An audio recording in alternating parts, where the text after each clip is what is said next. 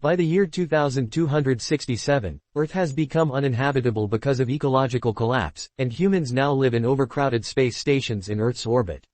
Those with enough money escape to the planet Rhea, where they can start a new life. Laura wants to join her sister on Rhea, thus she has taken a job on the cargo ship Cassandra as the crew doctor for the money. The trip to station number 42 will take 4 years to arrive and 4 more to get back, so the crew will go into cryosleep and take turns staying awake one person at a time for 8 months to keep an eye on things. Before leaving, Laura sends her sister one last video message, which will take a few years to get to Rhea. When she boards the Cassandra, Laura meets the crew: Captain LaCroix, First Officer Lindbergh, System Administrator Yoshida, Prokop, and Vespucci.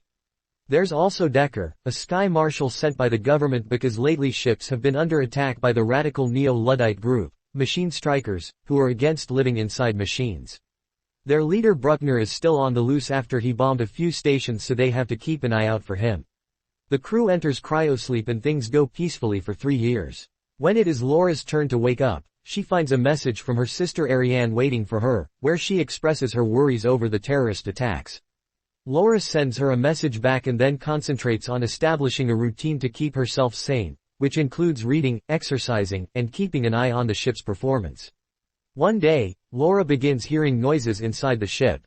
She follows them to the cargo bay, where she suddenly finds something banging at the door. Terrified, Laura runs away and is shocked to bump into Decker, who explains he was automatically woken up when the system detected someone entering the cargo bay, which is forbidden. Laura tells him what happened and rushes to wake up LaCroix, since the rules say the captain must be around during unexpected incidents. Once LaCroix wakes up, the three of them investigate the cargo bay and find the astronaut suits thrown on the floor. LaCroix wants to believe the air pressure tossed them, but then he checks the system logs and discovers multiple illegal accesses during Laura's shift.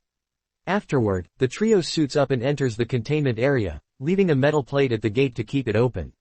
They split to look for clues and Laura climbs to the upper area, which consists of dangerous narrow bridges to walk on. Suddenly Laura notices something falling. It is LaCroix. Decker and Laura rush to check on him and find him unconscious. At that moment, the gate starts closing because it's bending the plate, so Decker picks up LaCroix and runs with Laura to get out before they get locked inside. By the time they make it out, LaCroix is dead and no CPR will bring him back. Since this is an emergency now, the whole crew must be woken up. Following protocol, Lindbergh becomes captain and she immediately assigns tasks. Yoshida must inspect the logs for suspicious activity, Laura must do an autopsy on LaCroix, and Prokop and Vespucci must fix the gate. During the autopsy, Laura confirms LaCroix died when he fell. She also discovers one of his eyes is an implant. She and Decker connect the eye to the computer and check the recording of LaCroix's last moments. To their shock, LaCroix finds an open containment unit with a biohazard warning on it, which doesn't make sense because they are supposed to be transporting construction materials. While Prokop and Vespucci discover the gate's gears somehow broke, Laura and Decker return to the cargo bay and use LaCroix's badge to investigate the containers from the video. They go deeper inside and find all units connected by thick pipes. A closer look reveals a huge surprise: there are sleeping humans inside all of them. They call Prokop and Vespucci to help them move a unit with a kid out of the bay, which raises an alert in the system and all the units start moving. The men move quickly enough but Laura almost falls and has to grab onto the stairs until Decker comes to help her. Moments later, they bring the unit to the medical bay. Lindbergh isn't happy about this because they aren't supposed to mess with the cargo, but now the rest of the crew wonders if LaCroix was murdered for seeing something he shouldn't have. Someone clearly set the containers in motion to kill them too, but Lindbergh insists it was just the system putting the units in order and that they should take the kid back. Decker reminds her this is a murder investigation and Laura gets to do a full inspection of the kid. The scan confirms the child is under cryosleep, but she can't learn anything else because the tank is blocking her machines. Laura asks Decker for help and he uses a special program that will open the unit's digital lock in a few minutes. While they wait, Laura tells him about her sister in Rhea, and Decker kisses her. Meanwhile Lindbergh asks Yoshida to investigate Decker, thinking there's something wrong with him. At the cargo bay, Prokop and Vespucci begin hearing weird noises coming from the inside. Once the container is finally unlocked, Laura takes a closer look at the kid and discovers there is a perfected virtual reality connector embedded in the girl's spine, something Laura never saw before. Decker wants to disconnect her, but Laura refuses because it could cause irreparable neural damage. Reluctantly, Decker understands and asks Laura to keep this secret for now. Afterward, Laura sends another message to Ariane, telling her about her findings and complaining about how long messages take to arrive. In the meantime, Yoshida tries to access Decker's file only to get blocked out. 20 minutes later, Laura is surprised to get a message from Ariane back so soon. Confused about what's going on, she confronts Decker and asks him why he wants to keep secrets and why he knows how to open the units. Instead of replying, Decker kisses her, and the two of them end up getting frisky.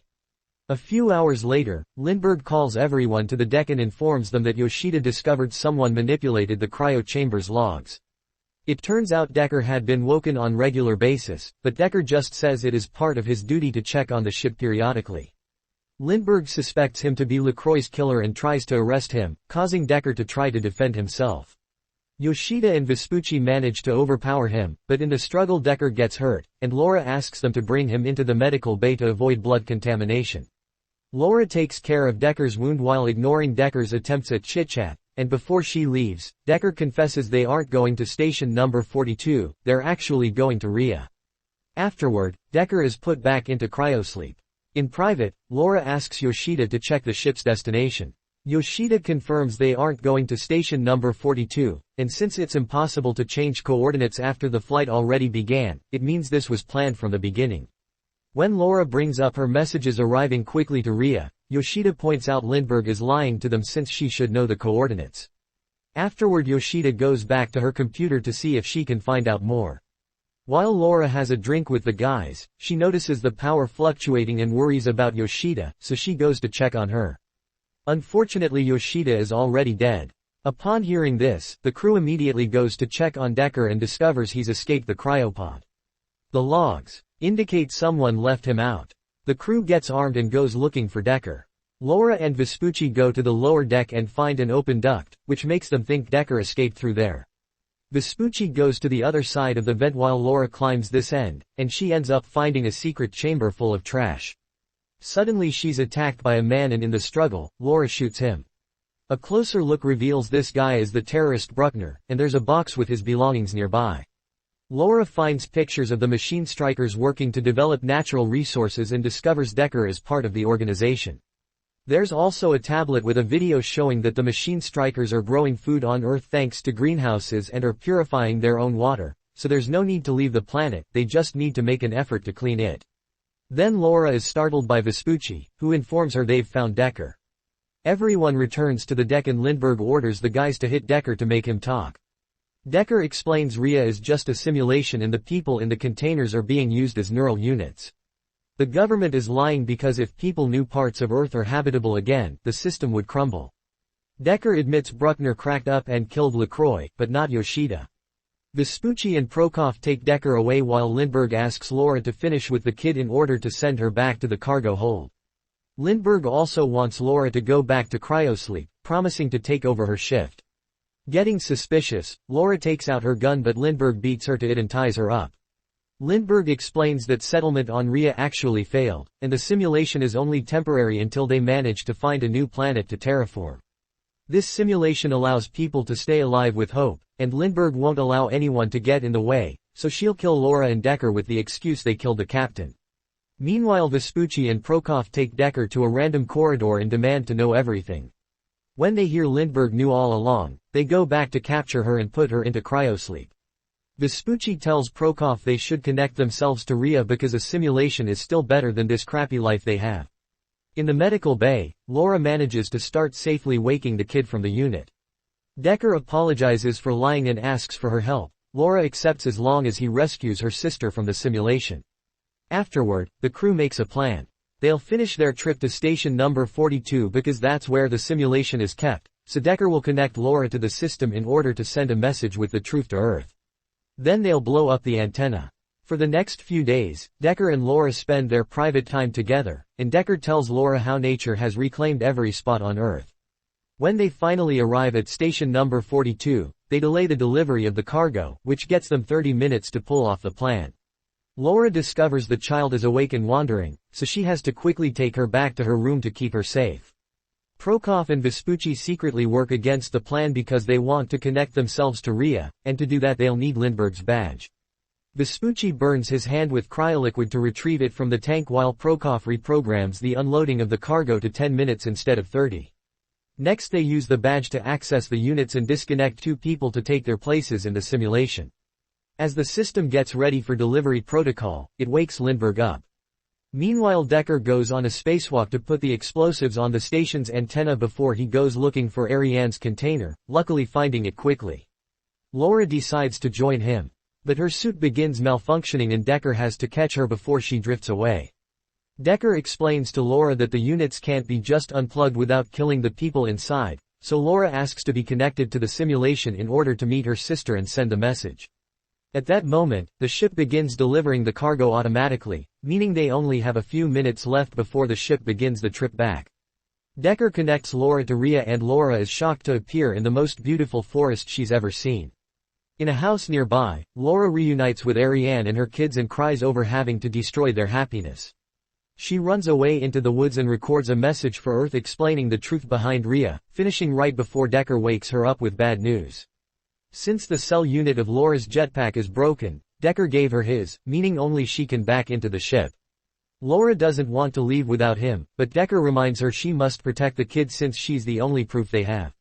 Suddenly the ship's thrusters are turned on, pushing the duo away from the station. Decker uses this push to let go of Laura and drift away into space. Grieving but determined, Laura uses the jetpack to enter the ship safely right before the station antenna explodes. As the ship goes into autopilot mode to start the flight back, Laura goes looking for the girl and bumps into Lindbergh. A fight ensues between both women, and when Lindbergh grabs an axe, she accidentally breaks a gas tank. Laura uses it to push Lindbergh into an airlock, trapping her there. Then the airlock exit opens and Lindbergh is ejected into space. Afterward, Laura looks for the kid and finds her calmly having a meal. The two of them begin a new routine for the trip back while Laura's message arrives at the stations around Earth, letting people know the truth.